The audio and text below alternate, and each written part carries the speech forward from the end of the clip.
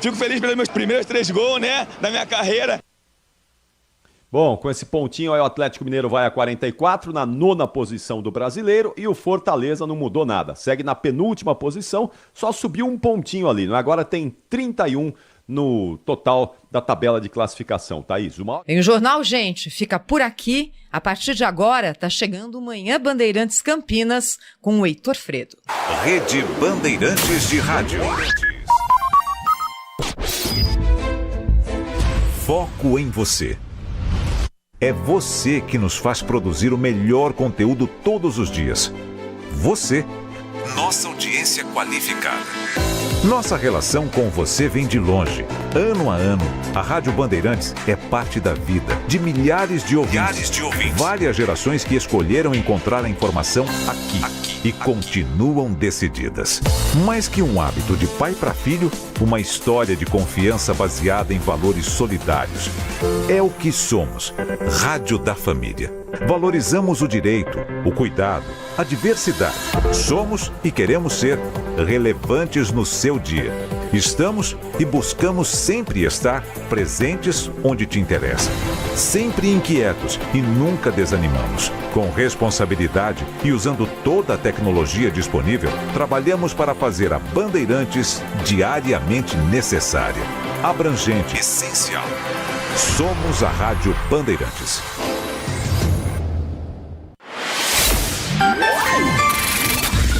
Manhã Bandeirantes. Oferecimento Recap, Sindicato dos Postos de Combustíveis de Campinas e Região. Acesse recap.org.br.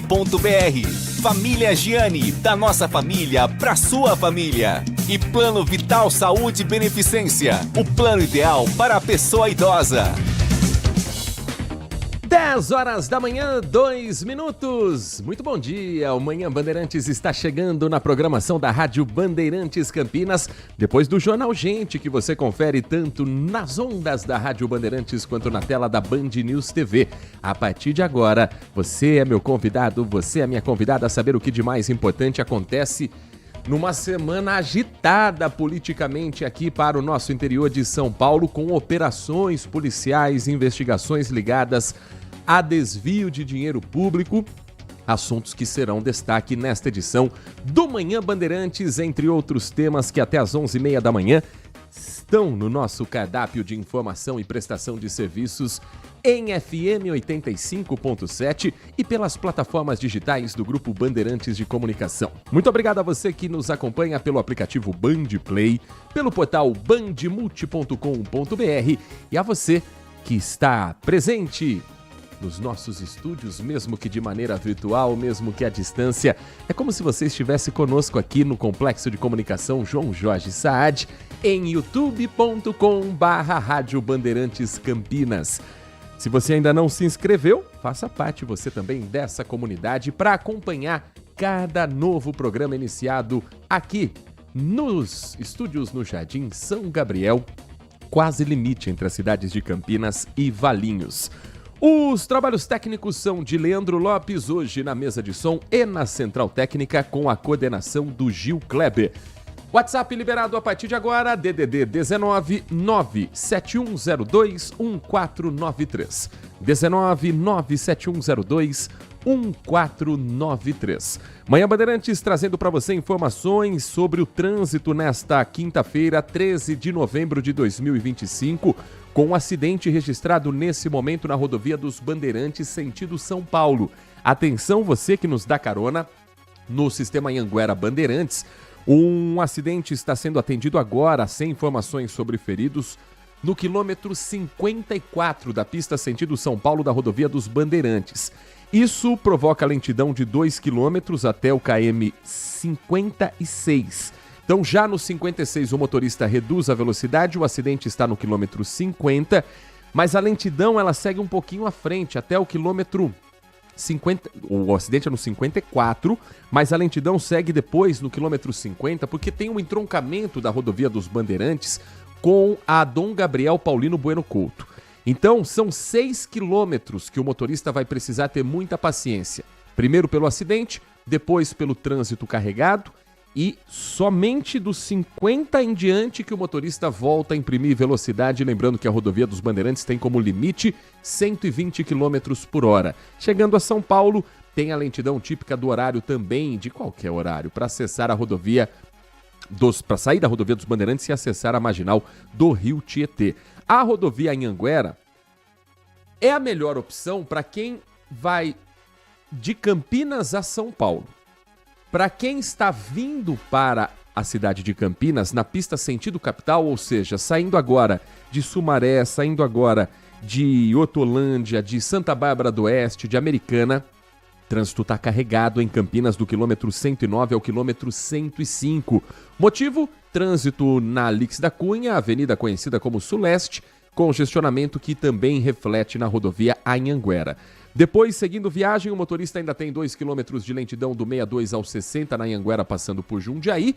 E na chegada à cidade de São Paulo, da mesma forma que o motorista precisa ter paciência na Bandeirantes, não é diferente também na rodovia Anhanguera neste momento. Rodovia Anhanguera que registrou um grave acidente na passagem por Sumaré. Ontem à noite, 3 veículos se envolveram numa série de colisões por volta de 7 da noite no quilômetro 112. Um pedestre morreu e um motociclista foi socorrido em estado grave. O pedestre estava atravessando a pista quando foi atropelado por um carro. Na sequência, o motociclista que vinha logo atrás não conseguiu frear e bateu na traseira do carro. Ele foi socorrido em estado grave e levado ao Hospital Estadual de Sumaré, hospital que é gerenciado pela Unicamp. Um outro carro de passeio, no meio dessa confusão toda, tentou desviar, mas não conseguiu a tempo e atropelou novamente o pedestre que já estava na via. A faixa da rodovia foi bloqueada durante o resgate, liberada depois, e a dinâmica toda que nós estamos passando, ela foi contada pelos motoristas dos 2 carros de passeio. O motociclista não teve condições naquele instante de prestar depoimento, prioridade para o resgate. E infelizmente a morte foi constatada do pedestre ali mesmo no local. Enquanto isso, olha como a atenção ela tem que sempre fazer parte da vida do motorista. Imagine essa cena toda na rodovia Anhanguera. A Polícia Militar Rodoviária e a concessionária CCR Autoban estavam atendendo essa ocorrência. De repente, no mesmo local, um ônibus se envolveu numa outra colisão. O veículo da linha 664 tentou mudar de faixa e atingiu a lateral de um carro que passava pela rodovia. Aquela coisa de você tem que desviar em cima de onde está a interdição, nem sempre o motorista abre caminho. Tem motorista que parece que aposta a corrida, tem motorista, não sei se é o caso porque a gente não tem ainda os detalhes todos, mas tem motorista de ônibus, de caminhão, que acha que está dirigindo um patinete que cabe em qualquer lugar e aí joga para cima, e a dinâmica também vai ser apurada com o uso das câmeras de monitoramento. Ninguém se feriu nesse segundo acidente, os passageiros do ônibus tiveram que descer, esperar chegar um outro ônibus numa Anhanguera que já estava travada para depois continuar a viagem. Isso num fim de expediente para muita gente. Então, uma quarta-feira que foi para lá de movimentada também no sistema Anhanguera Bandeirantes. Para você que está conosco, nos dando carona pelo FM 85.7 ou sintonizado nas plataformas digitais da Rádio Bandeirantes Campinas, informações neste momento também do corredor Dom Pedro I. A rodovia Dom Pedro I, na manhã de hoje, registrou o congestionamento mais cedo, que agora já está desafogado o trecho do quilômetro 145, que é o começo da Dom Pedro para quem está saindo da Anhanguera, e a lentidão ia até o 134. Ainda há reflexo por lá pelo seguinte: uma obra está sendo realizada fora do trecho da Rota das Bandeiras. É uma interdição na Campinas-Mogi.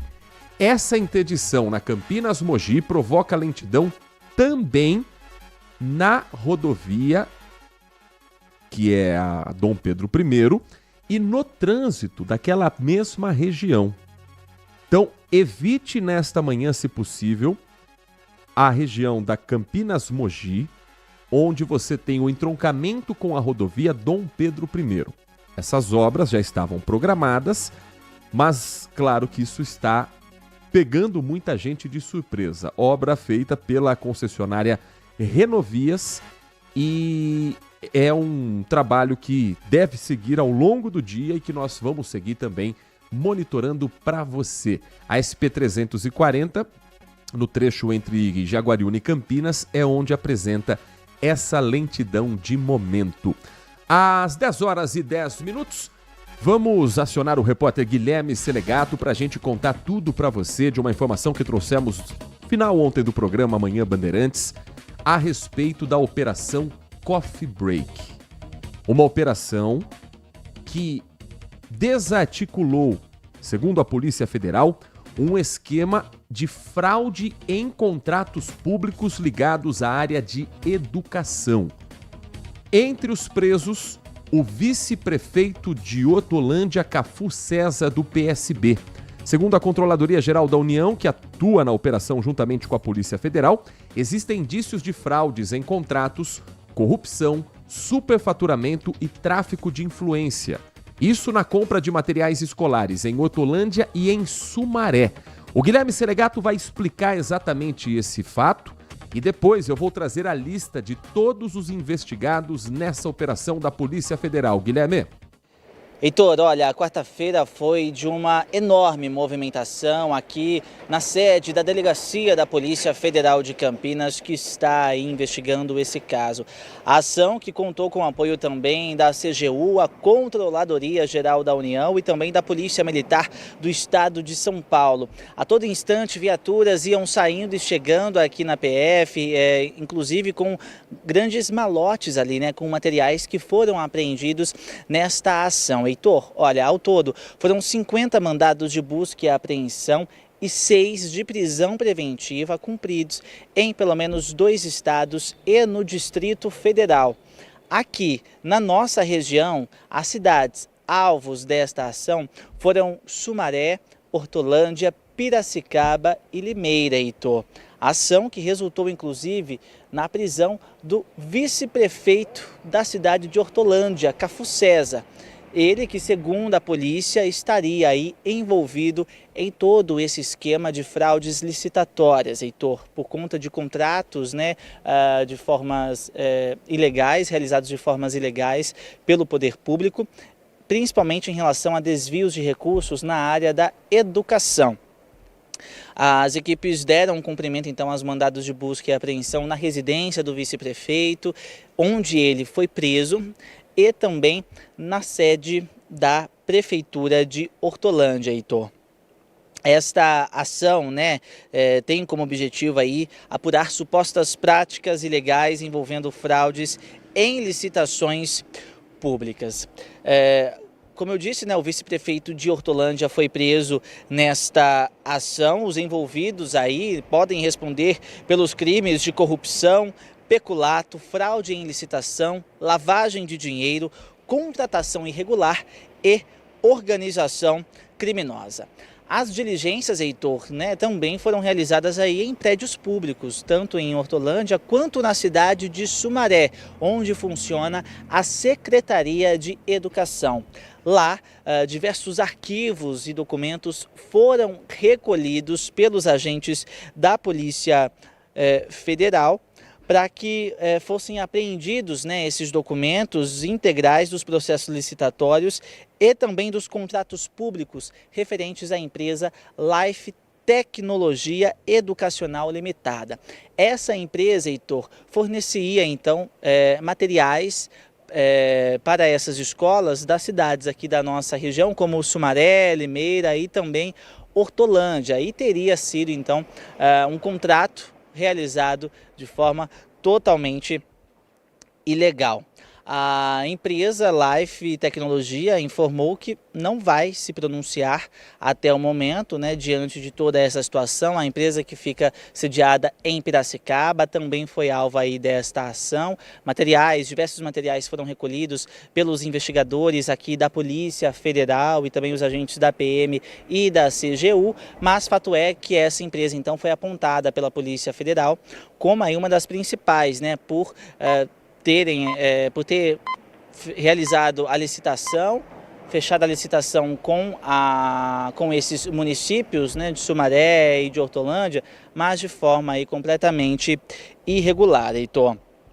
A Prefeitura de Sumaré informou que o contrato com a empresa Life Tecnologia foi firmado na gestão anterior por meio de uma ata de registro de preços.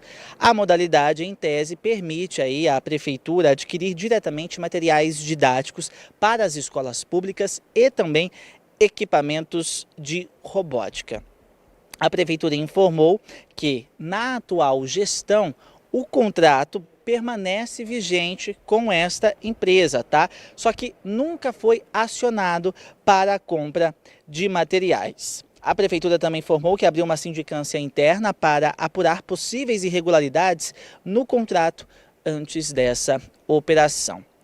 Pela cidade de Limeira, as diligências ocorreram também no imóvel do ex-prefeito da cidade, Mário Botion, e também em um imóvel onde funciona uma empresa que é também aí, que pertence ao ex-chefe do executivo. A Prefeitura, né, de Limeira informou que segue aí acompanhando todas as investigações deste caso, está dando todo o apoio necessário e também de que estes contratos teriam sido realizados na gestão anterior. A defesa do vice-prefeito de Hortolândia informou que solicitou acesso aos autos, né, e que depois de se inteirar de toda essa investigação, aí sim irá se pronunciar. Essa empresa, Heitor, a Life Tecnologia Educacional, ela é alvo de uma apuração interna da Prefeitura de Limeira, conduzida por uma comissão de sindicância da administração municipal, diante de suspeitas relacionadas à aquisição de kits de robóticas, né, enviadas aí para as escolas do município, as escolas públicas do município. Então agora esse caso ele permanece em investigação em São Paulo, onde também foram realizadas, né, as diligências. Uma grande quantia em dinheiro foi apreendida, mas essa quantia não foi informada pela Polícia Federal. Também teve a apreensão de veículos, carros de luxo envolvidos aí em toda esta ação, que pertence a essas pessoas ligadas em todo este esquema de fraude licitatória, mas esses veículos foram apreendidos na região de Piracicaba, né, e levados então para a sede da Polícia Federal de Piracicaba. Então, aqui pela nossa região, esses mandados foram cumpridos, né, as cidades alvos foram as cidades de Sumaré e de Hortolândia, que acabou resultando também aí na prisão do vice-prefeito de Hortolândia. A gente vai continuar acompanhando, Heitor, porque novos desdobramentos, claro, devem acontecer ao longo do dia e também das próximas semanas, porque é uma mega operação que acontece aqui no estado de São Paulo, no Paraná e também no Distrito Federal.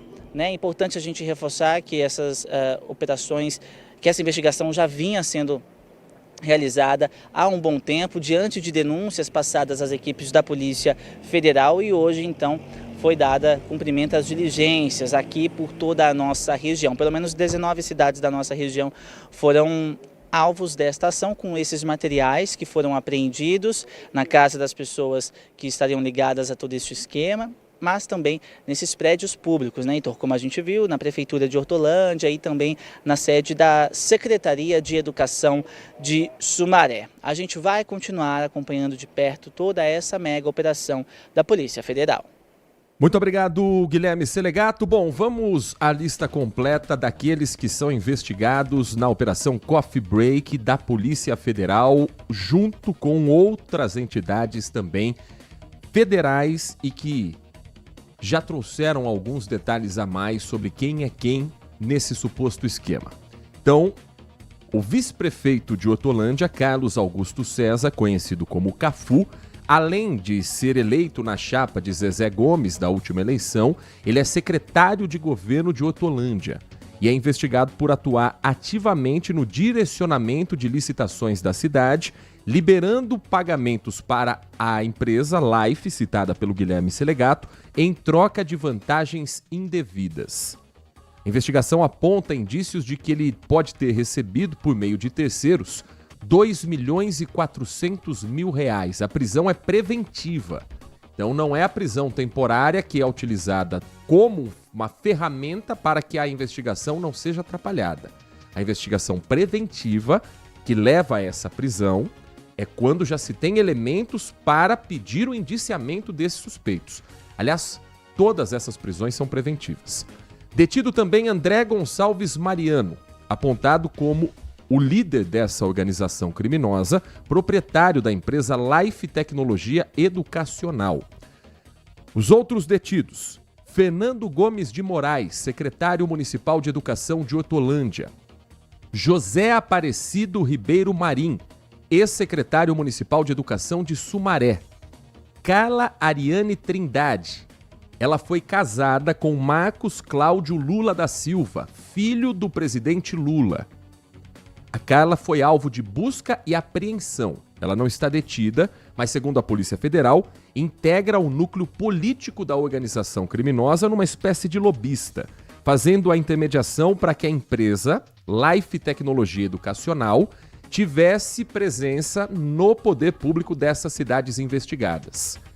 Ela é citada na investigação com alguns apelidos. Então, ela era chamada de Nora, por ter sido nora do presidente Lula, e amiga de Paulínia. As conversas telefônicas apontam, inclusive, alguns outros codinomes, alguns outros códigos, como, por exemplo, cafezinho, como uma palavra para indicar propina.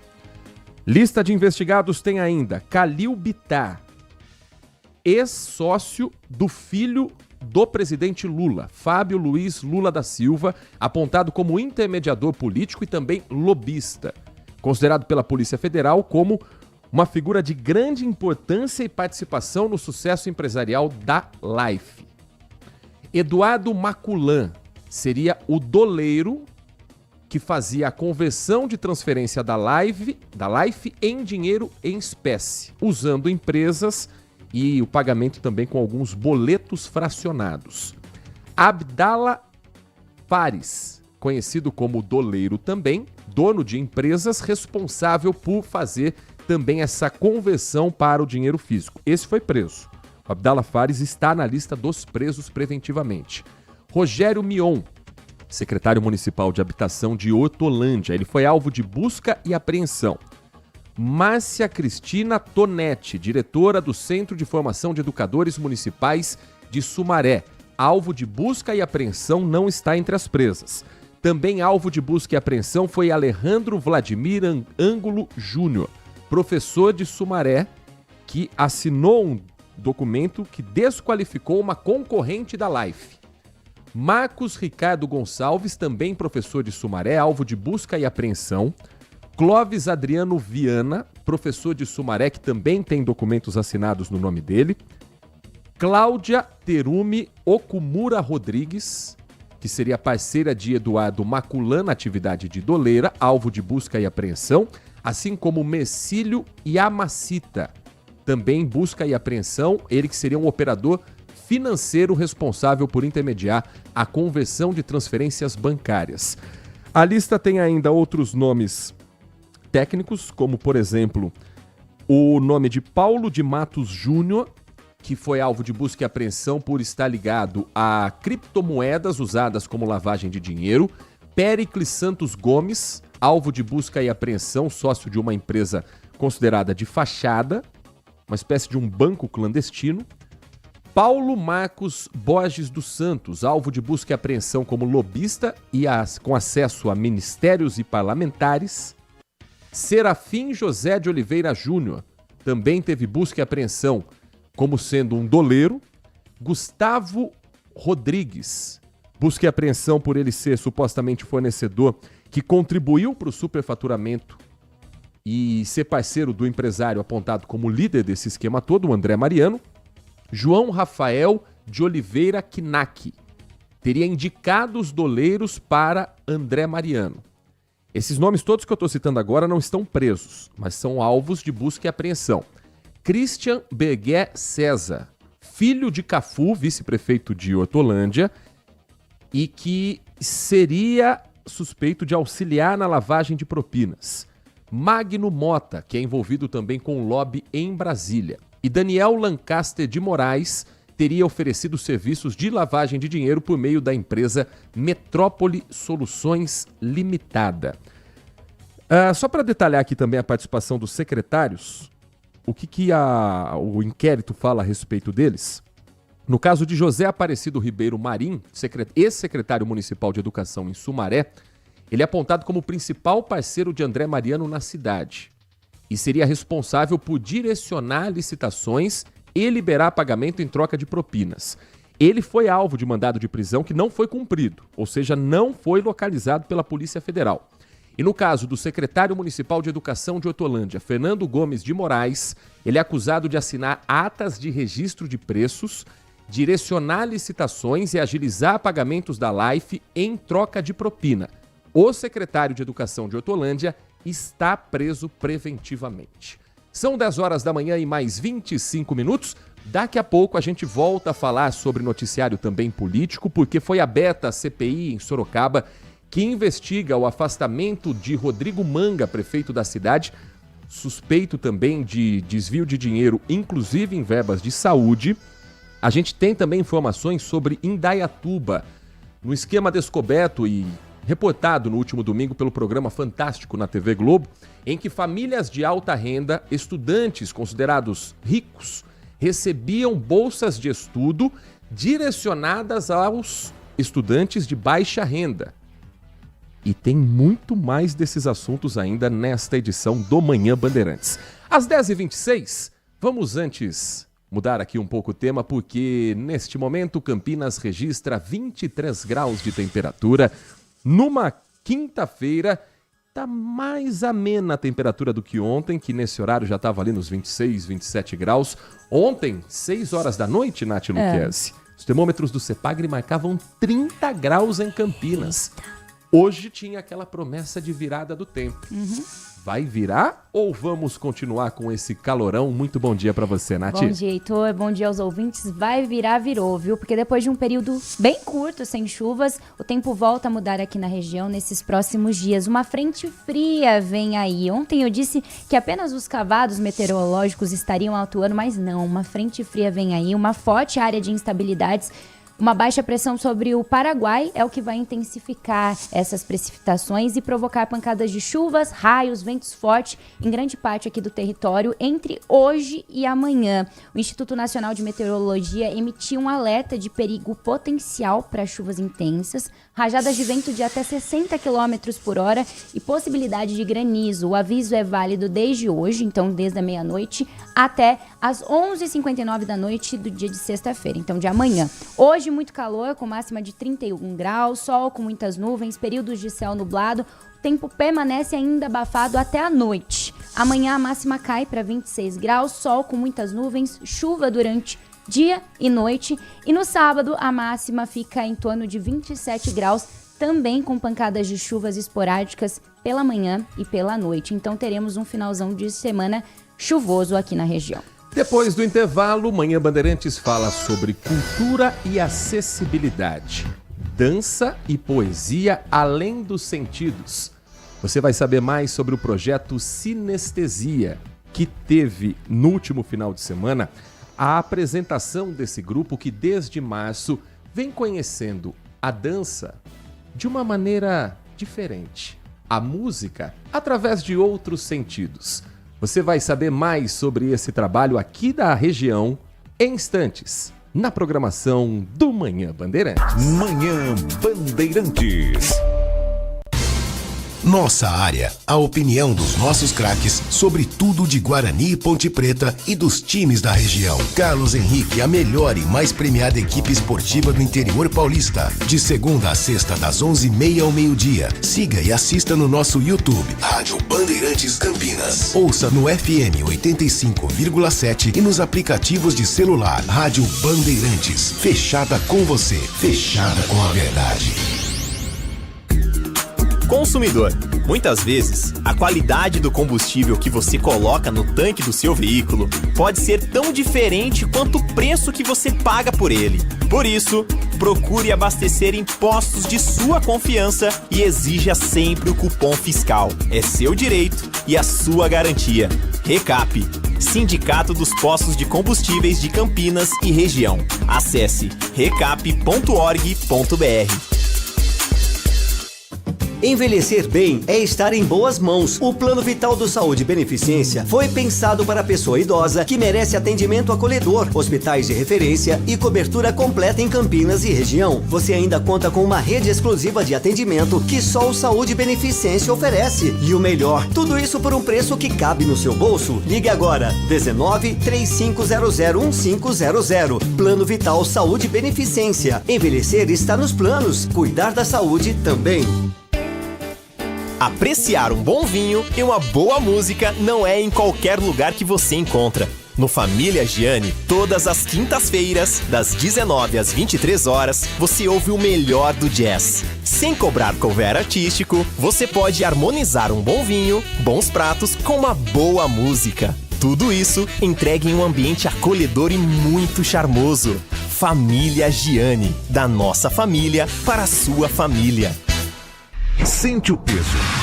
RP Bandeirantes, uma rádio que tem história. Os principais profissionais da comunicação no Brasil estiveram e estão à frente desse potente microfone. Temos lastro e continuamos avançando, abrindo espaço para as novas gerações, revelando talentos. Entre o jornalismo analítico, investigativo, de opinião, de prestação de serviço, ficamos com tudo. Equilíbrio e precisão ao reportar os fatos. Cobertura esportiva balanceada entre o de boa e o debate. Cobertura jornalística que só pende para um lado, o seu. Sente o peso. No comparativo, a Bandeirantes desequilibra. Manhã Bandeirantes. Agora são 10 horas da manhã, 31 minutos. Sinestesia, dança e poesia além dos sentidos. Esse é o projeto que foi coroado no último sábado com a apresentação de encerramento no CIS Guanabara, aqui em Campinas, num show celebrando a trajetória de 25 participantes, entre 17 mulheres e 8 homens, com cegueira total ou parcial e surdo-cegueira da região metropolitana de Campinas, participando de uma oficina gratuita de dança adaptada, música e poesia em Libras, a língua brasileira de sinais, além da modalidade tátil. Uma iniciativa da diretora-geral Keila Ferrari Lopes, presente aqui nos nossos estúdios e nossa convidada para contar um pouco mais sobre um trabalho que apresenta a dança, a poesia, a arte, de uma maneira acessível e sem perder a sua essência. Keila, muito bom dia, é um prazer recebê-la aqui nos nossos estúdios, prazer em ouvi-la aqui na Rádio Bandeirantes Campinas. Bom dia, eu que agradeço o convite, é um prazer imenso estar aqui. Como é que surge a ideia de apresentar a arte de uma maneira acessível e tenta descrever pra gente, lá em março, quando começaram as oficinas, quais foram os primeiros desafios para esses artistas entenderem que sim, a dança, a poesia também são para eles? Olha, eu trabalho nessa área há mais de 30 anos. Embora eu atue como professora universitária, mas eu estava falando para a Nath, a dança não sai de mim. Como eu já dancei, então eu acredito que a arte ela tem um poder muito terapêutico, muito inclusivo e educativo também, né?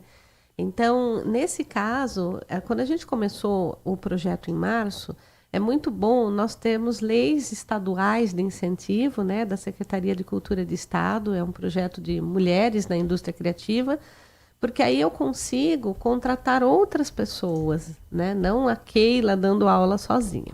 Então, eu consegui contratar uma intérprete de Libras tátil para nos ajudar nas aulas, para não ficar só eu dando aula e interpretando. Trouxe o professor Coré Valente com a música, o professor Silvio Leme com o teatro. O maior desafio que a gente encontra é a fadiga de acesso, que é um termo que as nossas meninas usam. Porque muito difícil chegar em determinados lugares. Então, alguns moram em bairros distantes, são 2 ou 3 conduções. Então, com o projeto, a gente conseguiu pegar um Uber especializado para buscar todo mundo em suas casas, né? Quase todos os que moravam perto não, e trazer para o projeto. Por quê? Se a pessoa com cegueira total, né, baixa visão, ela estiver no ponto de ônibus e não tiver ninguém nesse ponto de ônibus, ela já perde o ônibus. Porque alguém tem que avisar para ela qual o ônibus que vai passar, né? Isso às vezes acontece, tem tecnologia assistiva para isso já, mas nós ainda não temos aqui, né, em todos os lugares, tem algumas cidades que já tem. Então, essa é a primeira questão, né? Você ter que sair 5 horas da manhã de casa, com cegueira, com baixa visão, num dia chuvoso, com as ruas todas esburacadas, para chegar numa aula de dança ou numa natação, qualquer coisa que eles façam, né? Então, acho que esse foi o maior desafio. Foi onde eu vi que a gente teve um gasto maior também, né? Que precisava até ajustar. Então, acho que esse é o maior desafio. Agora, quanto a passar a música, a dança, aí a gente tem algumas técnicas específicas. Nath Luquezzi, estamos conversando com a Keila Lopes, diretora-geral do projeto Sinestesia, nessa edição do Manhã Bandeirantes. Bom dia, Keila. E já que você falou, quais que são essas técnicas, né? Qual que é o desafio de passar, não só, acredito que o balé clássico, mas os outros estilos de dança para pessoas que às vezes nunca dançaram e com todas essas restrições? Na verdade, a gente olha muito para a motivação pessoal, né? A gente está falando de mulheres mais velhas, que têm poucas oportunidades também para elas, porque a gente tem muitos programas voltados para criança e adolescente, mas o pessoal que passou dos 25, 30, 40, 50 e até 60, porque nós temos uma senhora com 80 anos lá, né? Então, a gente precisa trabalhar olhando a história de vida de cada um e as suas motivações pessoais, né? E as suas aptidões. Aí a gente entra com algumas técnicas, né, de movimento, expressão corporal, sapateado, a gente adaptou. O que a gente precisa entender? Que a gente precisa usar muito o tato e o verbo. Porque para nós que somos videntes, eu não gosto desse termo, né, mas para nós que enxergamos, nós temos uma noção do espaço. Você que já dançou, né, Nath, sabe quando a gente muda de lugar, a gente fica perdida. Né? E agora, imagina se a gente que enxerga muda de lugar, da sala de aula para um palco, já fica perdida. Imagina quem não vê, né? Como que é difícil. Então, é questão de equilíbrio, orientação espacial. Então, a gente tem que fazer isso de formas diferenciadas, através do som, através do tato. Então, quando eu vou ensinar um movimento, eu tenho que pegar na mão e fazer o movimento, ou pegar na perna, mostrar, aí a pessoa segura em mim, eu faço o movimento, ela vê como eu faço, depois eu seguro nela, conduzo o movimento e vou dando a informação verbal também, né? Então a gente tem algumas técnicas. Para quem não enxerga e não escuta, alguns a gente usa Libras tátil para poder explicar, mas também continua com o tato, né? E para outros, a fala ampliada, que a gente tem que falar mais pertinho do ouvido para poder enxergar, sempre utilizando algum potencial remanescente, seja da visão, né? Se tem 10% de visão, é isso que nós vamos usar, seja da audição. E no fim todo mundo dança e todo mundo canta, e isso é maravilhoso. Alguns alunos têm a memória visual da época que enxergavam, né? Tem a memória auditiva, porque alguns também já escutaram, já falaram, né? Então, a gente utiliza tudo isso. Então, a gente olha a cada pessoa como ela é, com seus potenciais, porque é muito difícil você comparar uma pessoa que nunca enxergou com uma pessoa que já enxergou ao longo da vida. Então, são percepções do mundo diferente e eles nos ensinam muito. Keila, o espetáculo também tem, no projeto Sinestesia, o artista Silvio Leme com um solo de mímica. Você, claro, quando você escreve uma poesia, quando você lê uma poesia, ela é recheada de rimas, recheada de metáforas, recheada ali de camadas subjetivas. Como é que se traduz através do gesto Porque imagino que não dê para traduzir literalmente. Você, pela Libras ou por uma outra forma de comunicação, você resume o que é a mensagem, você resume o que é o sentido através dos sinais? Olha, são línguas e linguagens, né, completamente diferentes, né? A oral auditiva com a gestual visual, no caso da língua brasileira de sinais ou da mímica, que são duas propostas. Mas a gente trabalha muito, na Libras, a gente trabalha muito em cima do contexto. Então, tudo que é abstrato, nós vamos trazer para o concreto e trazer para o visual. E, modesta parte, fica lindo. Eu imagino. A Libras ela é muito poética, porque ela envolve o corpo, as mãos, né, as expressões faciais e corporais. E a mímica, né, do artista Silvio, que ele tem mais propriedade para falar, mas ele faz um número de uma borboleta que no fim do... vou dar o spoiler. No fim do número, ele coloca o coração e faz a borboleta que morreu voar, que é uma coisa impressionante. Você enxerga a poesia nos gestos, no movimento, no olhar, né? Então, isso é fantástico, você trazer uma questão auditiva e trazer para o corpo, né? Então, sim, existe aí uma maneira de trabalhar nos contextos, mas também fica muito poético, muito bonito. E o bacana é que, para quem não conseguia enxergar, a gente teve a Bel Machado fazendo a audiodescrição de cada movimento. Então, eles colocaram o foninho e ficaram escutando a audiodescrição. Então, foi um espetáculo bem acessível a todos, né? Esse tipo de espetáculo ainda encontra barreira, restrição? Você acha que se a pessoa chega e assiste, isso muda? Esse preconceito sai? O que precisa para essa pessoa chegar e parar com esse preconceito mesmo que as pessoas têm antes de assistir? Às vezes as pessoas acham que vai ser um espetáculo de baixa qualidade por ter artistas com deficiência. Infelizmente, essa mentalidade precisa mudar, né? A segunda questão é que a maioria das pessoas que fazem espetáculos, principalmente artistas famosos, cantores, não são todos que colocam uma verba para o intérprete de Libras, que colocam uma verba para uma audiodescrição, por exemplo, né? Então, seria interessante que os artistas pensassem muito na acessibilidade do público. E, às vezes, quando tem essa acessibilidade, o público não consegue chegar até o local para assistir, o público com deficiência, por causa da dificuldade do transporte, do acesso, né? Então, tudo isso a gente tem que pensar. E, principalmente, quando faz um espetáculo acessível, em divulgar que tem acessibilidade. Porque, às vezes, a população com deficiência visual, com surdez, ela não sabe que tem um espetáculo acessível para ela, né? Então é muito importante divulgar.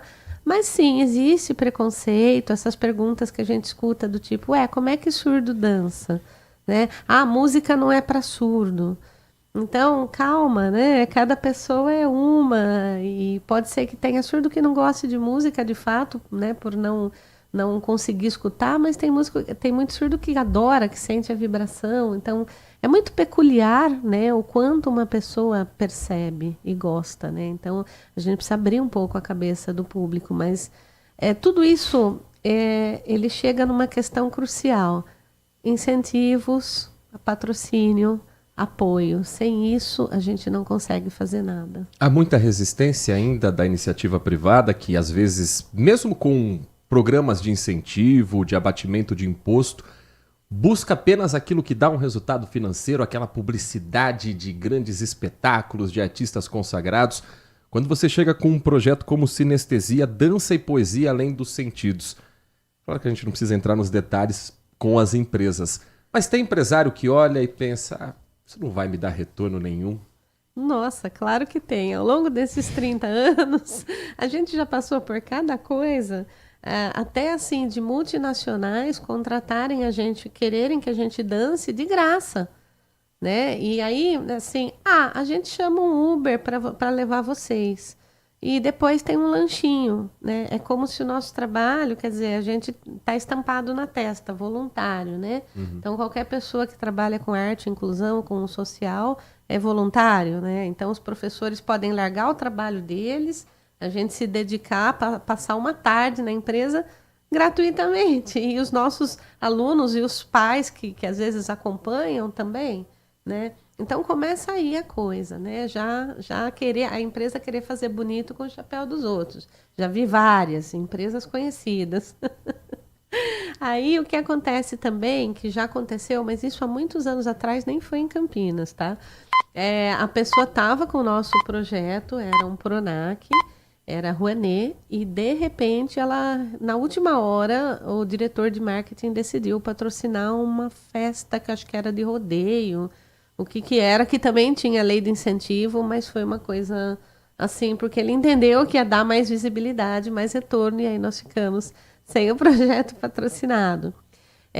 No município também é muito difícil a gente conseguir as leis municipais para nós, porque tem muita demanda, né, e a verba é mais escassa.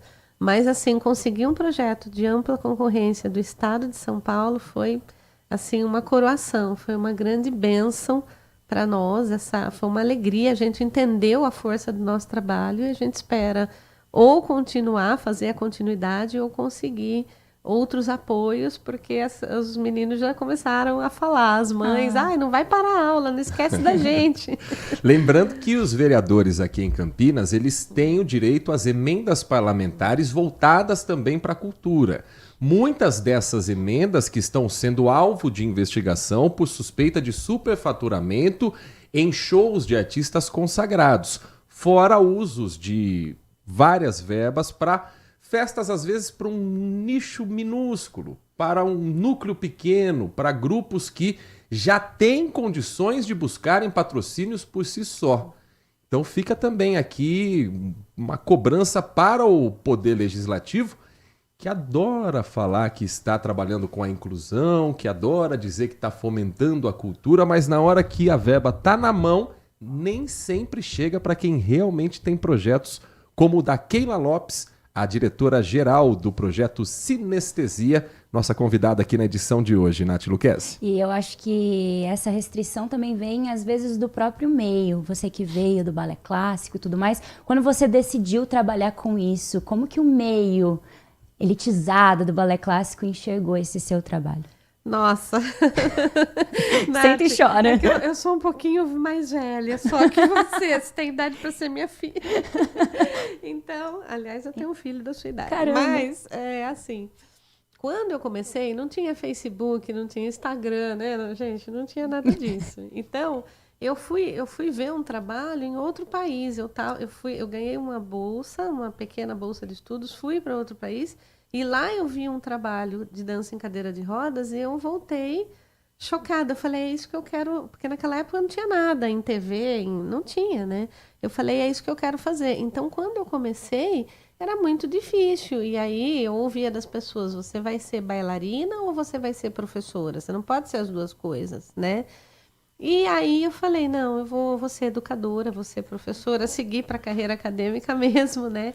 E acabei abandonando a dança, né? Que eu falo que a dança, ela não sai de mim. A gente ama a dança, mas essa dança de 8 horas de ensaio profissional, isso infelizmente hoje não cabe na minha vida, né? Já não cabia mais naquela época, né? Mas é um meio muito elitizado e era justamente desse meio que as pessoas falavam, como? Mas e a perna? Não vai conseguir erguer a perna, não vai dar pirueta. Mas essa consciência já mudou. Hoje mudou totalmente. Não é mais uma coisa tão elitizada, né? Até por conta da dança contemporânea. Então, a gente já vê muitos grupos, tanto no Brasil como em outros lugares, né, fora do Brasil, com pessoas com deficiência dançando. Agora, existe uma questão aí... sine qua non, né? Que eu falo, uma coisa é você colocar uma pessoa que tem uma pequena condição de deficiência num espetáculo artístico e a outra coisa é você trabalhar com todas as pessoas, independente do grau de severidade. Nós trabalhamos com todas as pessoas, independente do grau de severidade. Portanto, para nós, o resultado artístico em cima do palco é apenas um detalhe. Nós estamos buscando inclusão, nós estamos buscando interação social, nós estamos buscando bem-estar, alegria, dopamina, serotonina. É isso que a gente traz no nosso trabalho. A técnica, ela é um detalhe que uns vão atingir, outros talvez não. E não sou eu que vou determinar, é o dia a dia. Muitos dos nossos alunos, a gente até fala, olha, você não tem o que fazer aqui, vai para uma academia. Olha. Né? Vai para uma academia porque você já está num momento que você pode fazer o que você quiser, né? Então, alunos com síndrome de Down, né? Agora, a gente tem pessoas, como no caso de sinestesias, que são mais velhas. Então, o que elas querem? Elas querem conviver, elas querem trocar experiência, elas querem cantar, né? Então, o público também precisa ter essa sensibilidade. E o nosso espetáculo foi lindo mesmo assim. A gente teve um rapaz cego que tocou piano maravilhosamente bem, enquanto eu dancei com o meu parceiro surdo cego, né? Então, quem disse que o nosso espetáculo não tem estética? Tem também, mas para nós, eu não vou ficar ensaiando o pessoal direto, batendo na mesma tecla, deixando as pessoas com fadiga. Para que isso? Nunca foi o meu objetivo, né? E isso demorou para as pessoas entenderem, porque a gente tinha mãe de aluno que queria dançar no lugar da filha, que era o bailarino em potencial. Nós trabalhamos com mães também, né? Mas é aquela coisa de, que precisava aparecer. E aí chega um momento que você fala, talvez o seu lugar não seja aqui. Talvez para você aparecer, você precise ir para outro lugar, né? Então tem esse momento também. Nós conversamos com a Keila Ferrari Lopes, que é diretora artística do projeto Sinestesia, Dança e Poesia Além dos Sentidos, e que tenho certeza que, como cabeça de artista é inquieta, já está planejando, projetando, trabalhando no próximo projeto, que quando estiver pronto, Keila, você é mais do que convidada a estar presente aqui novamente nos nossos estúdios para a gente trazer um pouco mais sobre esse trabalho que você realiza com arte e inclusão e tomara que com o reconhecimento também das autoridades, da iniciativa privada e de todo o público aqui de Campinas. Parabéns pelo trabalho e muito obrigado por estar presente aqui conosco. Eu que agradeço pela oportunidade, parabéns a vocês pela qualidade do programa e espero que vocês possam assistir o próximo. Com certeza. Porque nós já estamos escrevendo. Perfeito, então, mais do que convidado também o nosso ouvinte da Rádio Bandeirantes. Quem quiser conhecer mais sobre o seu trabalho, incentivar de alguma maneira o projeto, vocês estão presentes também nas redes sociais? Sim, o Instagram é Keila Ferrari Lopes com K-E-Y-L-A, tá? Meu nome é com Y. Keila? Keila Ferrari Lopes no Instagram. Tem também o Sinestesia Keila, que é o Instagram só do projeto. Então, sigam também a Keila, o projeto, e sempre fique atento aos projetos de arte da nossa cidade, da nossa região, para a gente também entender quanto a cultura está viva aqui pertinho da gente.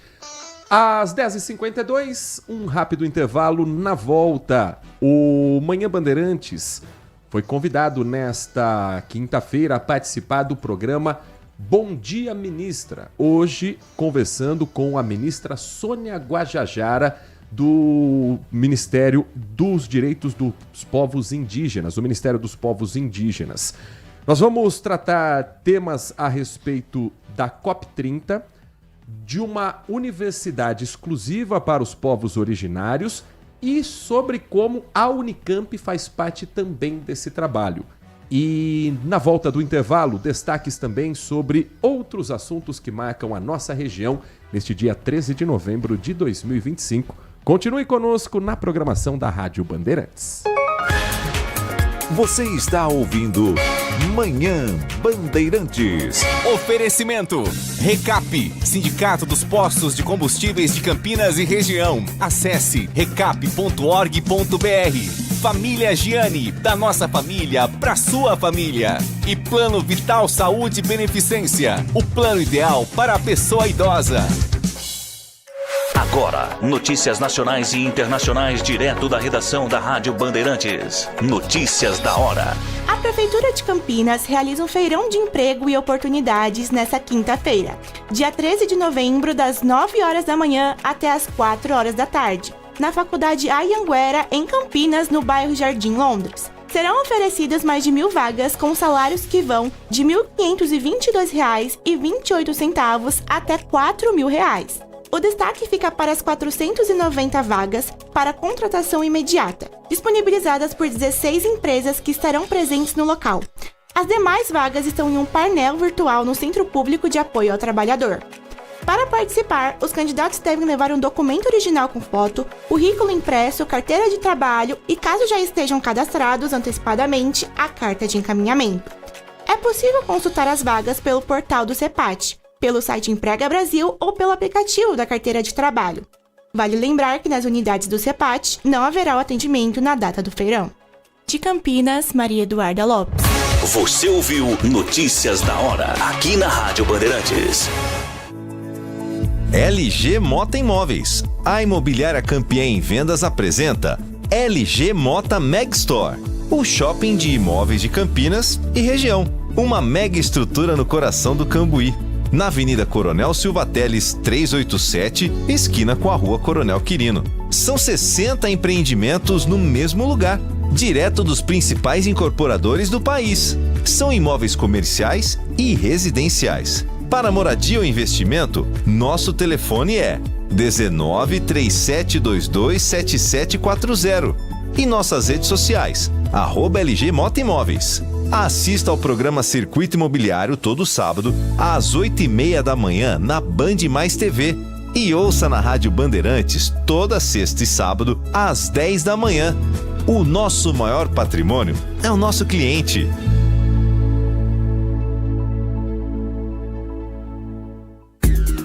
Consumidor.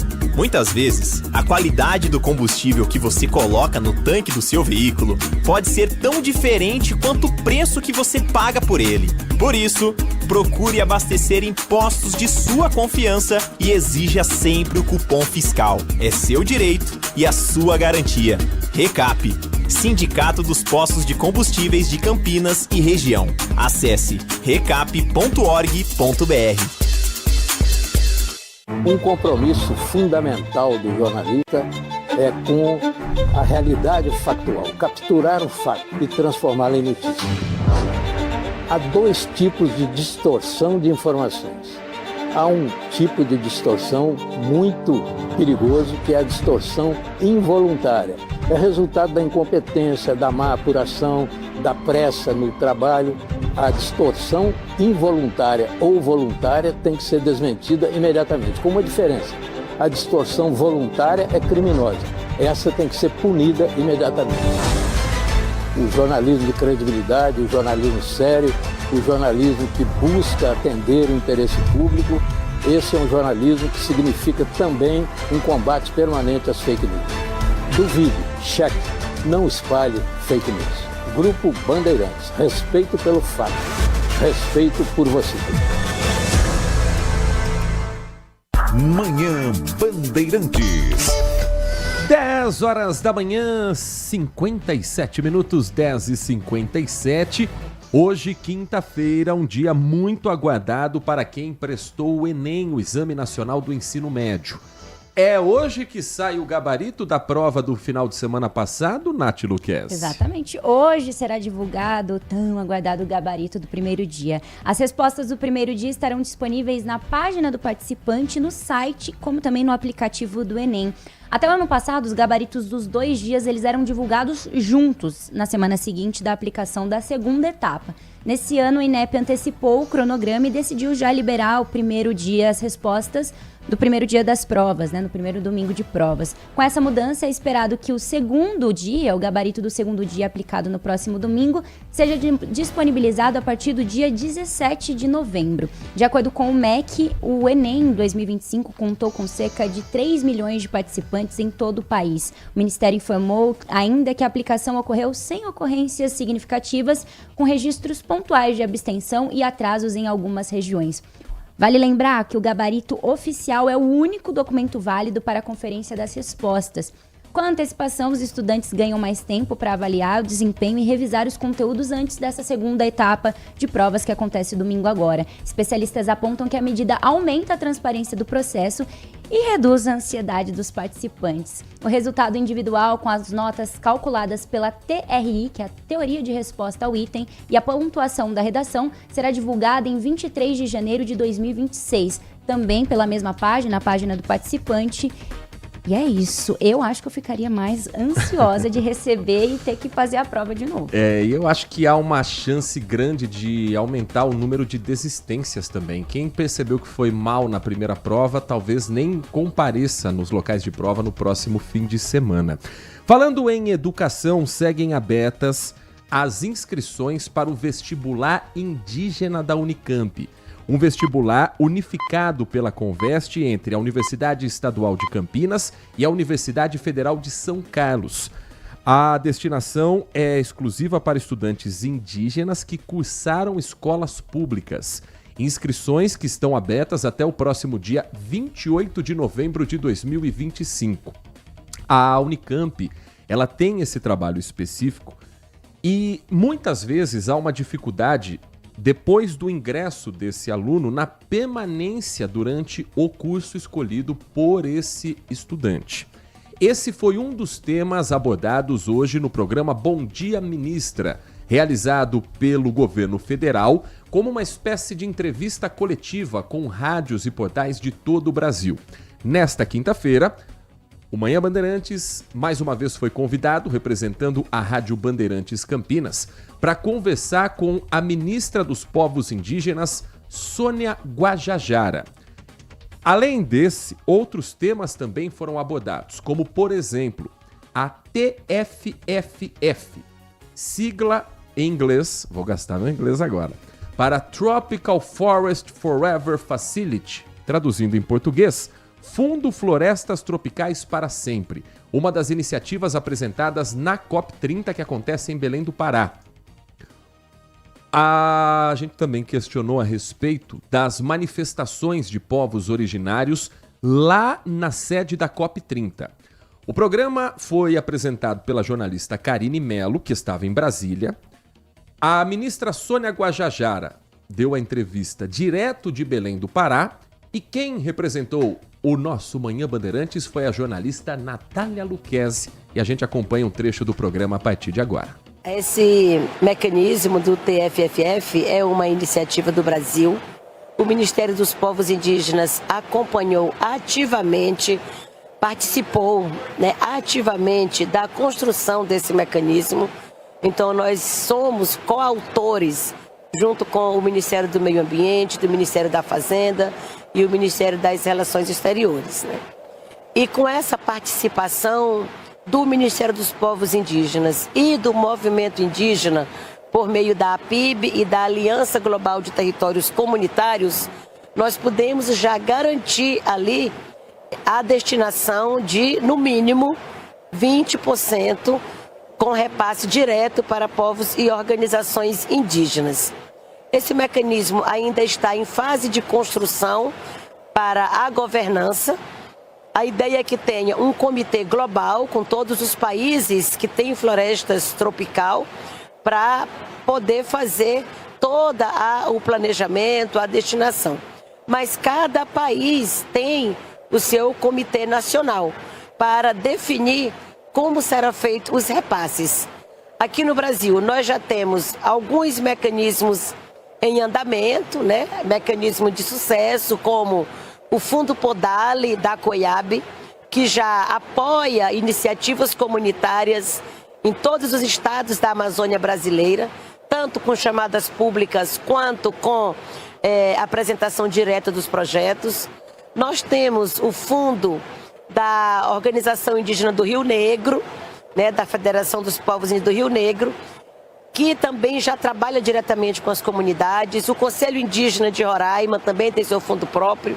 A PIB acabou de criar o seu fundo, o Fundo Jaguatá. A POIME tem o Fundo Maracá. Então, a ideia é que o mecanismo do TFFF possa já aproveitar esses fundos existentes para ser os beneficiários diretos e estes apoiarem diretamente as iniciativas comunitárias. Esta COP já está registrada como a COP que garantiu a participação da sociedade civil. Nós temos só do Brasil pelo menos 1.200 pessoas da sociedade civil organizada, né, que está participando aqui na Zona Azul, mas nós temos também uma grande participação na Zona Verde. Essa entrada na Zona Verde está acontecendo de forma livre, né? Tem acesso livre para toda a população, com muitos estandes, com muitos espaços ali de diálogos, onde as pessoas estão podendo promover também seus debates e está totalmente conectada com os temas que se debate aqui na Zona Azul. Nós entendemos que esse processo é muito lento, as decisões que são definidas, né, no âmbito da COP, às vezes são muito pequenas, né, e não conseguem alcançar ou superar, né, a emergência que o mundo já vive. Então, essa participação é exatamente para isso, para pedir a aceleração nas decisões, né, nos acordos, para que a gente possa ter legado nessa COP. E a gente chega em Belém do Pará, na Amazônia brasileira, né, depois de 3 COPs em países que não permitiam a participação da sociedade civil, que não houve manifestos, que não houve, né, toda essa liberdade de expressão da sociedade. E aqui em Belém tem a Cúpula dos Povos, todo mundo, né, chegou, o governo apoiou, inclusive, né, para que essas pessoas pudessem estar aqui. E, claro, muitos vêm por conta própria, têm a sua autonomia, né, de chegar. E nós estamos aqui, né, com essa articulação direta com todos esses setores, né, e todos esses espaços de participação. É lógico que o que se espera é que tenha, de fato, decisões concretas para garantir o financiamento climático do tamanho que é a emergência, né, para que a gente possa enfrentar com ações nos territórios. É que aqui se reconheça os territórios indígenas de comunidades tradicionais e quilombolas como medidas de mitigação climática, né, e que se garanta a consolidação da posse da terra. E aí a gente segue de Belém, a gente vai a Campinas, vamos a São Paulo, vamos lá conversar com a Rádio Bandeirantes, porque a Natália Lucchesi está com a gente também. Oi, Natália, ótimo dia para você. Ótimo dia, Karine, bom dia a você, ministra, e a todos que nos acompanham. Recentemente, ministra, a senhora esteve reunida com o reitor da Unicamp, a nossa universidade estadual aqui de Campinas, que tem o vestibular voltado aos povos indígenas. Hoje, quais são os desafios que esses estudantes vivem dentro da universidade? Como é que a pasta tem atuado para garantir, né, de fato, que isso não seja apenas um acesso, mas também garantir a permanência desses alunos?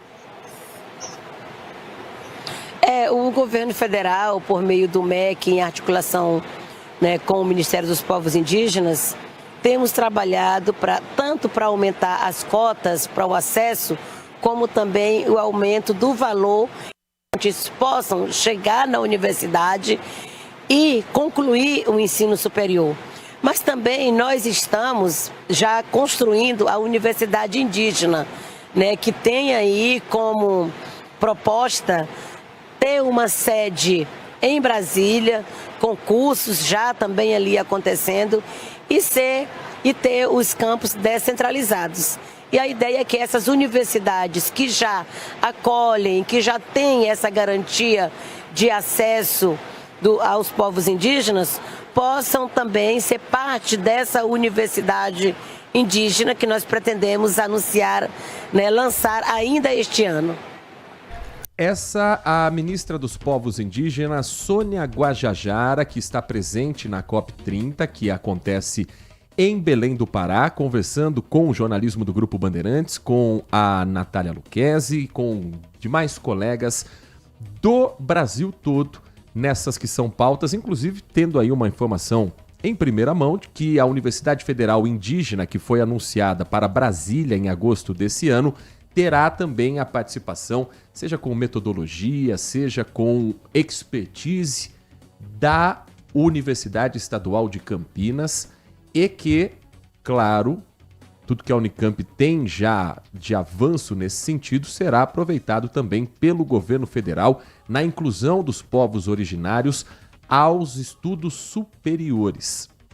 A COP30, nesta quinta-feira, segue com as atividades que a Rádio Bandeirantes vai trazer para você ao longo da nossa programação, inclusive no Bora Brasil, que vem coladinho com o programa esportivo Nossa Área, que às 11h30 da manhã tem a edição local com Carlos Henrique, meio-dia edição em rede com Elia Júnior. Um rápido intervalo, na volta o Manhã Bandeirantes traz para você a investigação, mais uma ligada a político, desta vez cidade de Indaiatuba, e o uso irregular de bolsas de estudo destinadas para famílias de baixa renda, mas quem estava recebendo a grana, e não era pouca não, eram famílias ricas da cidade. O que a prefeitura fez? Encerrou o projeto. O prefeito conversou com a repórter Lucimere Ramalho e a gente traz a informação na sequência aqui na RB. Manhã Bandeirantes. Envelhecer bem é estar em boas mãos. O Plano Vital do Saúde Beneficência foi pensado para a pessoa idosa que merece atendimento acolhedor, hospitais de referência e cobertura completa em Campinas e região. Você ainda conta com uma rede exclusiva de atendimento que só o Saúde Beneficência oferece. E o melhor, tudo isso por um preço que cabe no seu bolso. Ligue agora, 19-3500-1500. Plano Vital Saúde Beneficência. Envelhecer está nos planos. Cuidar da saúde também. Seu almoço merece mais do que pressa. Merece sabor, tradição e a excelência da cozinha italiana. No Família Gianni, você encontra o almoço executivo perfeito. Pratos preparados com ingredientes selecionados, combinações que encantam o paladar e a experiência de um verdadeiro restaurante italiano. Tudo isso em um ambiente ideal para transformar a sua pausa do dia em um momento especial. Rua Pedregulhos 27, Chácara da Barra. Família Gianni, da nossa família para a sua família. Consumidor, muitas vezes, a qualidade do combustível que você coloca no tanque do seu veículo pode ser tão diferente quanto o preço que você paga por ele. Por isso, procure abastecer em postos de sua confiança e exija sempre o cupom fiscal. É seu direito e a sua garantia. Recap, Sindicato dos Postos de Combustíveis de Campinas e Região. Acesse recap.org.br. Manhã Bandeirantes.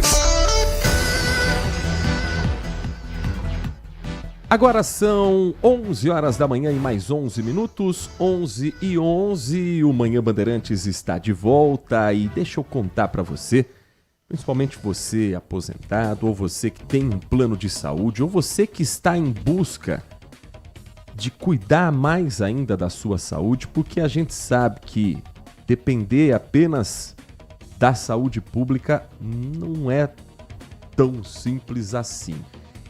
A nossa programação da Rádio Bandeirantes vem contando para você um pouco mais sobre como você também pode ter acesso a um dos planos mais conhecidos e respeitados aqui do interior de São Paulo. E tem motivos para isso. Você já percebeu, né? Eu tô falando do Plano Vital do Saúde Beneficência, o plano de saúde completo para a pessoa idosa. O Plano Vital do Saúde Beneficência oferece atendimento acolhedor e conta com um hospital próprio, o tradicional Hospital Beneficência Portuguesa de Campinas. Além disso, garante cobertura em outros hospitais de referência da região, como a Santa Casa de Valinhos, a Santa Casa de Vinhedo, entre muitos outros, garantindo uma rede ampla em Campinas e nas nossas cidades vizinhas. O plano conta ainda com diversas clínicas próprias espalhadas por Campinas e região, facilitando o acesso ao cuidado de saúde, como na Avenida Andrade Neves e na Rua Tiradentes, na região da Vila Itapura. O Plano Vital do Saúde Beneficência tem um grande diferencial. É um plano sem coparticipação na utilização da rede própria, oferecendo tranquilidade e cuidado integral para quem mais precisa. Tudo isso por um preço acessível e que cabe no seu bolso. Para mais informações, você pode ligar agora para o telefone que tem DDD 19, aqui de Campinas, 3500-1500. 3500-1500. Plano Vital do Saúde Beneficência. Envelhecer está nos planos. Cuidar da saúde também. Rádio Bandeirantes. 11 horas 14 minutos. A gente vem monitorando aqui em Campinas, Nath Luquezzi, os preços dos alimentos com o chamado sacolômetro da Ceasa Campinas. Pergunta do dia. Tá mais caro ou mais barato fazer feira nessa semana, Nath? Olha, vai depender, viu? Depende do gosto. Vai depender do gosto. Lembrando que esse balanço foi feito do dia 27 de outubro até agora, dia 3 de novembro. Ah, ok. Então, preços já do início deste mês. Exatamente. Com destaque para vagem e macarrão, que subiu 28,6%. Para R$ 6,92 o quilo, devido a uma oferta restrita. Os dias mais chuvosos, frios na região metropolitana de Campinas do início do mês influenciaram diretamente o comportamento da demanda em diversos segmentos. Mas vamos falar primeiro das quedas, né? Porque o clima favorece quedas em algumas frutas específicas, como por exemplo o morango, menos 10%, agora custando R$ 15 o quilo. Mamão formosa, menos 6,3%, custando R$ 3,75 o quilo. Manga palma é menos 3,4%, agora R$ 4,56 o quilo. O grupo das raízes apresentou uma queda de 2,6%. Batata doce e a cenoura lideraram essas quedas, ambas com recuo de 10%. Já o grupo das verduras registrou uma elevação mínima de 0,7%, com alguns movimentos pontuais. A selga, por exemplo, subiu 14,2% para R$ 2,50, devido aí a uma menor oferta durante a semana, enquanto a alface crespa caiu 6,1% para R$ 2,00 o quilo agora. Ainda o limão Tahiti teve uma queda por maiores quantitativos e a diminuição da demanda em razão dos dias mais frios e chuvosos aqui na região. Vamos para os legumes. O grupo dos legumes apresentou um aumento de 2,4%, puxado pela vagem e macarrão e pela berinjela, que subiu 4,5%, agora custando R$ 3,64 o quilo. O tomate Débora subiu 7,7% para R$ 3,50 o quilo, reflexo das oscilações entre oferta e demanda no período. Na contramão, a abobrinha brasileira teve uma queda de 21,3%, custando agora R$ 3,06 o quilo. 11h16. O Ministério Público de São Paulo investiga desvios num programa de bolsas de estudo para pessoas de baixa renda da Prefeitura de Indaiatuba. Estudantes de famílias ricas receberam reembolsos por meio do programa Passe Bolsa. Essas transações deveriam ter sido destinadas a pessoas em situação de vulnerabilidade. O inquérito que apura o caso corre em sigilo, mas a divulgação veio a público no domingo, durante a exibição do programa Fantástico da TV Globo. A Prefeitura de Indaiatuba tomou uma atitude.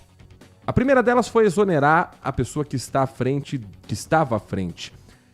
O afastamento, pelo menos afastamento, então exoneração seria demissão. Está afastada da Secretaria de Assistência Social, Viviane Barnabé. Também foi criado um grupo executivo para reavaliar bolsas de estudo. E está suspenso o programa Passe Bolsa. A Lucimere Ramalho conversa com o prefeito de Indaiatuba, doutor Custódio. Mas antes, Lucimere, contextualiza pra gente toda essa história, toda essa investigação aqui pro ouvinte do Manhã Bandeirantes.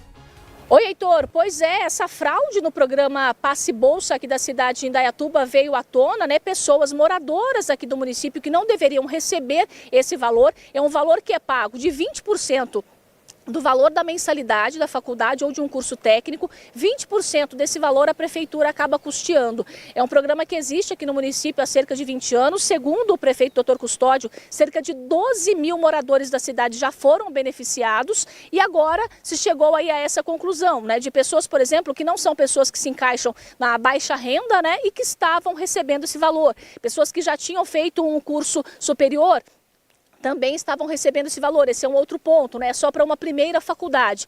Diante dessas investigações, então, o prefeito chamou uma coletiva de imprensa hoje, aqui na Prefeitura de Indaiatuba, para falar um pouco mais a respeito de todo esse esquema que, segundo ele, já vinha sendo investigado desde setembro do ano passado. Em setembro do ano passado, essa funcionária que fazia aí as análises, né, dos pedidos, ela foi afastada do cargo e foi exonerada agora em outubro, depois de toda a investigação feita pela Corregedoria. Se verificou então que tinha justamente essa fraude e ela foi exonerada do cargo. Ela, Heitor, que era a responsável por fazer praticamente todo o esquema, né? Então ela aprovava um valor do passe-bolsa para um morador aqui do município e, segundo a Secretaria de Assuntos Jurídicos, ela recebia uma parte desse valor de volta. Recebia, inclusive, Heitor, via Pix. Então a pessoa recebia o valor que era depositado na conta, né?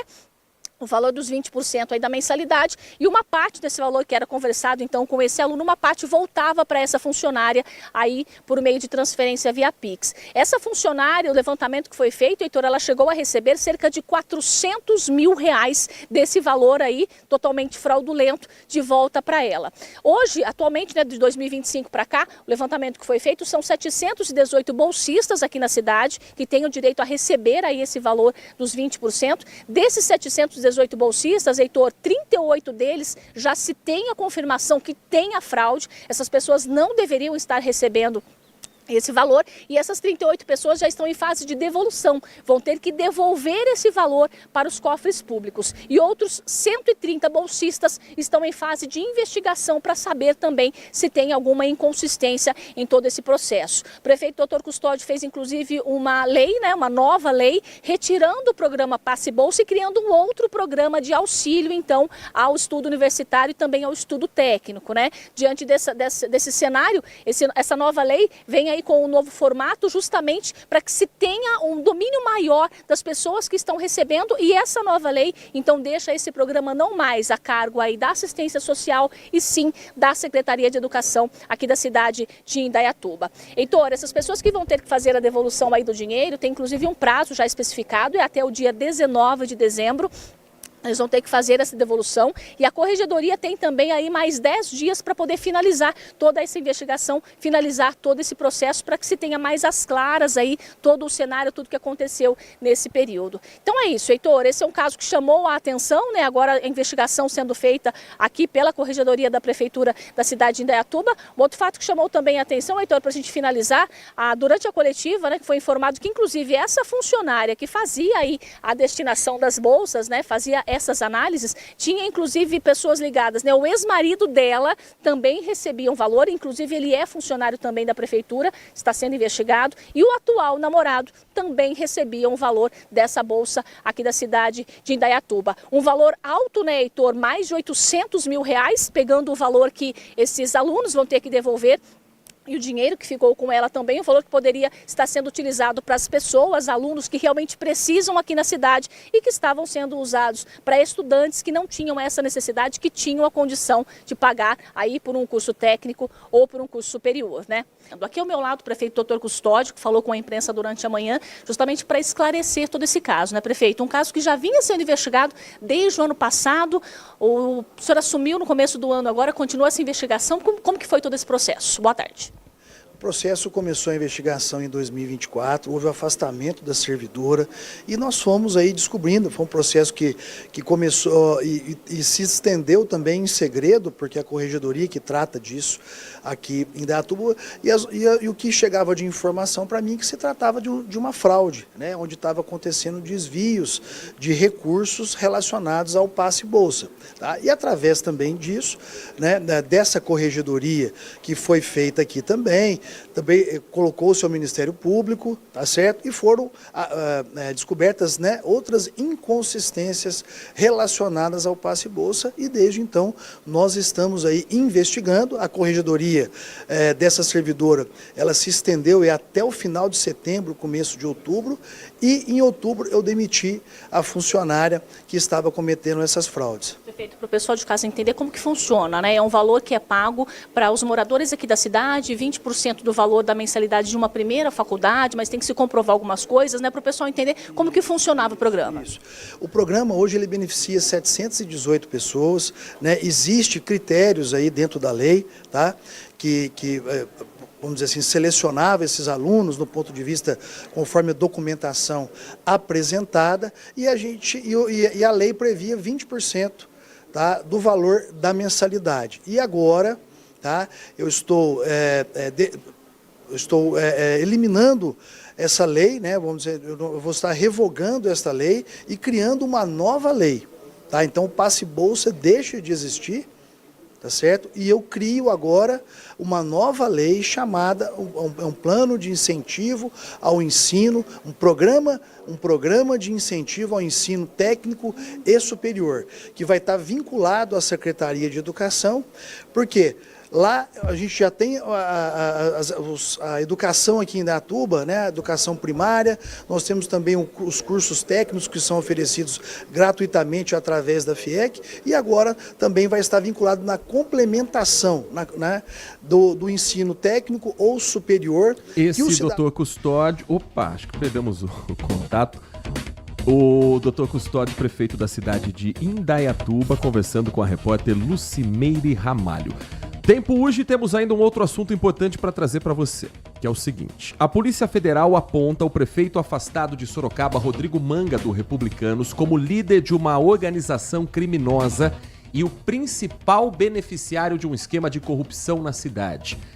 Essa afirmação está no relatório que embasou o afastamento de Manga do cargo na semana passada. Ele, que ficou conhecido como prefeito TikToker, desde o dia 6, está afastado dessas atividades. O relatório afirma que o então prefeito é o principal beneficiário de práticas delitivas e que o seu afastamento da função é de suma importância para interromper os crimes praticados na administração pública de Sorocaba. O inquérito apura a contratação de uma organização social sem fins lucrativos, entidade que firmou um contrato emergencial com a prefeitura e é suspeita de desvio de recursos públicos. Agora, a Câmara Municipal de Sorocaba abriu uma CPI que contou até com voto favorável de vereadora do partido do prefeito Rodrigo Manga. O repórter é o Edilson Júnior. O trabalho da Comissão Parlamentar de Inquérito da Saúde deve começar durante a sessão ordinária desta quinta-feira. O pedido de abertura da CPI foi protocolado em abril, após a primeira fase da Operação Copia e Cola. Eram necessárias 9 assinaturas de vereadores para a abertura da CPI, mas apenas 7 haviam sido coletadas. O vereador Henri Arida, do MDB, que havia retirado o nome dele do pedido, voltou atrás. Em seguida, Jussara Fernandes, do Republicanos, partido de Rodrigo Manga, também aderiu ao pedido de CPI, contabilizando as 9 assinaturas necessárias para a abertura da CPI. Até o momento, acho que a CPI aqui na casa não trouxe nenhum prejuízo em termos de investigação, né? Mas com os avanços dessa investigação, acho que esse é o momento em que a casa consegue colaborar. Então, esse foi o motivo de eu assinar a CPI agora. Ainda na noite de ontem, outros 15 vereadores também aderiram ao pedido de abertura da CPI da Saúde. No total, 24 assinaturas eletrônicas foram realizadas. Apenas o presidente da Câmara, o vereador Luiz Santos, não assinou por impedimento do cargo que ele ocupa, que exige independência. Luiz Santos deve fazer a leitura do requerimento oficial durante a sessão ordinária de amanhã, dando início aos trabalhos. Faço a leitura, no meio todos que assinaram. Depois que eu fizer isso, eu vou suspender a sessão por 15 minutos. Vou solicitar que todos os nomeados se dirijam até o nosso plenarinho numa reunião privada, fechada, só com os nomeados, sem imprensa, sem assessoria, ninguém, só eles. Eles entre si decidirão e elegerão, eles vão votar quem será o presidente e o relator. O trabalho da comissão deve durar 3 meses, com possibilidade de extensão por outros 3. A CPI voltou a ser discutida na Câmara depois do afastamento do prefeito Rodrigo Manga por 180 dias, que aconteceu após a segunda fase da Operação Copia e Cola.